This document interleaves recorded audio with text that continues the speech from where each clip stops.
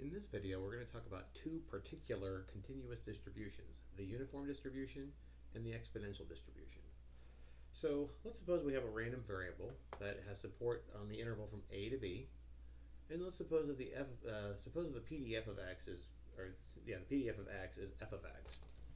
Well, we certainly know that the integral over the whole support of f of x has to be 1. So our goal here is to figure out what the PDF needs to be. So in this particular case, let's suppose that each point is equally weighted. So let's talk a little bit about what I mean by that.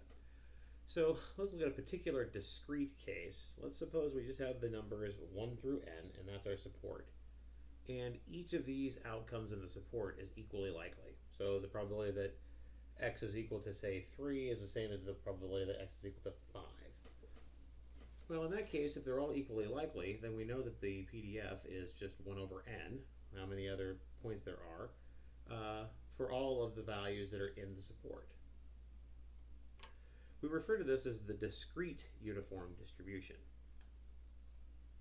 It's not too hard to show if you go through the formulas that the mean of the discrete uniform distribution is n plus 1 over 2, and the variance is m squared minus 1 over 12. All right, so let's go back now to the continuous case. And we're going to do calculus types of things with this. Let's divide our interval up into n subintervals of equal width. And just for argument's sake, this should be an equal to b here, not an equal to n.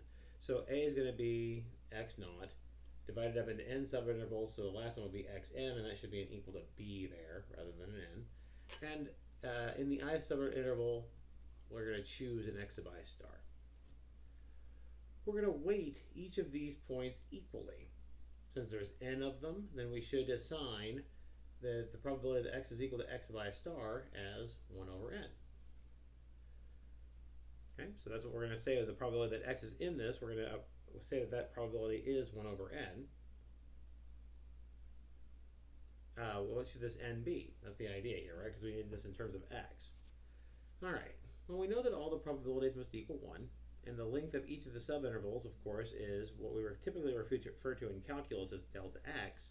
That's going to be your b minus a, the length of your subinterval, divided by n, because that's how many parts we divided it into. So that tells us that our probability that x is equal to x sub I star must be 1 over b minus a times delta x.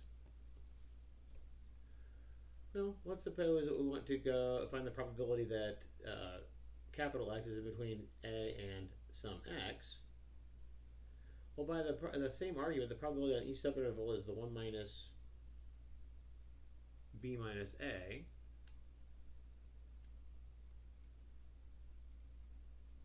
What we just did. And then we're going to sum up these probabilities to get the probability that we're on the interval. So we'll go I to 1 to n, 1 over b minus a times delta x. We're going to add up all of these x1 minus x naught, that's what the delta x is there.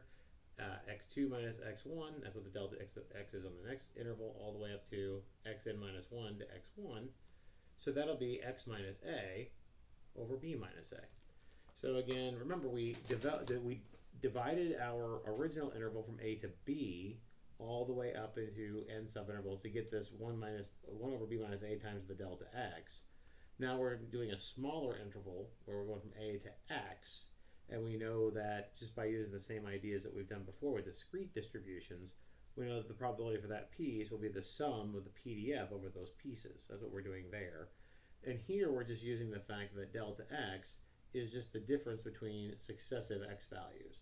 So when I is 1, the first one is x1 minus x naught. When I is 2, the next one is x2 minus x1, and so on. Well, notice in this case then, you get this telescoping sum where you get x of n minus 1, or excuse me, x of n, which in this case will be x, because we divided the interval from a to x up into n subintervals.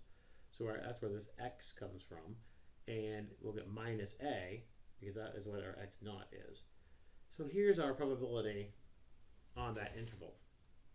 Well, notice that that's the cumulative distribution function of x, because we went from starting point up to some arbitrary x. That's exactly how we defined the cumulative distribution function of x. So if we want to find a PDF, we take the derivative. Well, that derivative is easy because everything here is a constant except for that x. its derivative is 1, so we get 1 over b minus a on the interval from a to b. So this is how we get the uniform distribution, and we write typically we'll write u of a comma b. Sometimes we'll use parentheses rather than brackets, but it really doesn't matter because remember again for a continuous distribution, the probability that you're actually equal to a specific value is always 0. So whether or not you have brackets or not doesn't really change what the distribution is here. Let's do an example.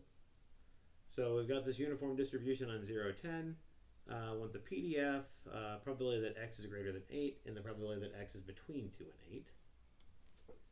Well, there's the PDF because in this case our b is 10 and our a is 0, so the PDF is pretty straightforward.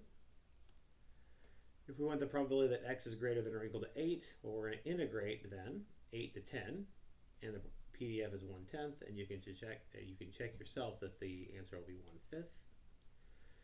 1/5. For 2 to 8, it doesn't matter if it's equal to or not because again the probability that we're actually specifically equal to a value is 0. So even though we have 2 is less than or equal to 8 and strictly less than 8, 2 is less than or equal to x, which is strictly less than 8, we still are going to integrate from 2 to 8, and we'll get 3/5 in that case. So we have, let's see if we can find the mean, the variance, and the moment generating function. None of these are too difficult. Here we find expected value of x, integrate from a to b, x times the PDF. Integral for x is x squared over 2. I should say antiderivative for that. Plug in your values. We can factor the top and cancel an a minus b on bottom, so we get a plus b over 2. That makes sense. If everything is equally weighted, we should think that the mean should be right directly in the middle. Let's do expected value of x squared so we can find the variance.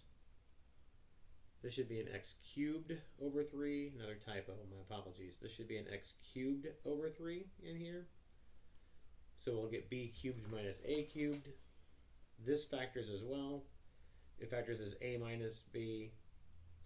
minus a, and then times a squared plus ab plus b squared, so your b minus a's will cancel. Now we can find our variance by using our typical variance formula. Here was expected value of x squared. Here's expected value of x, a plus b quantity squared over 4. And if you simplify, you get a squared minus 2ab plus b squared over 12, which factors as b minus a quantity squared over 12. So now we've got formulas for the mean and the variance of our uniform distribution. Moment generating function, multiply by e to the tx, times the PDF and integrate, get that expected value. Here we're integrating with respect to x, so when we anti-differentiate, we'll need to divide by a t, and then plug in our b and a, and we get this moment generating function. All right, now let's talk about the exponential distribution. Let's start with an exponential by talking about a Poisson random variable. And then lambda is going to denote the mean number of occurrences in a unit interval, just like it always does. Let's let w now be the waiting time until the first occurrence of x. We're first going to find the CDF of w to help us find the PDF of w. All right, definition of CDF is the probability that capital W is less than or equal to some little w. This is its complement, 1 minus the probability that the capital W is greater than little w. Now, of course, w is the waiting time. So if capital W is greater than little w, and we're waiting until the first occurrence, well, that means that no occurrences happened in the first w time interval, whatever that happens to be. So this is a 1 minus the probability of no occurrences in the interval from 0 to w. Now, remember, lambda is on a unit time interval. This is now an interval of not necessarily a unit, it's a length w. So the mean, we can think this is a mean of this is a Poisson distribution, but the mean gets scaled by a factor of w. So Poisson distribution, no occurrences, mean lambda times w, we get e to the negative lambda w. So that gives us the CDF for w. Now let's find the PDF. We take the derivative. Well, that's an easy derivative to take. So we get lambda e to the minus lambda w.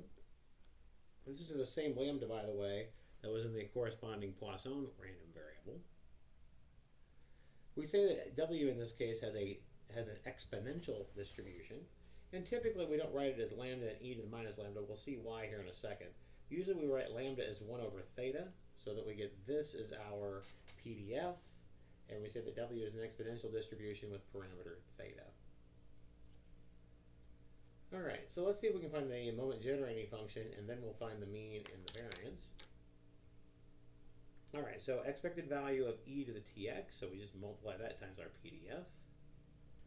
1 over theta is a constant. We can add our exponents here, so I added and got a common denominator.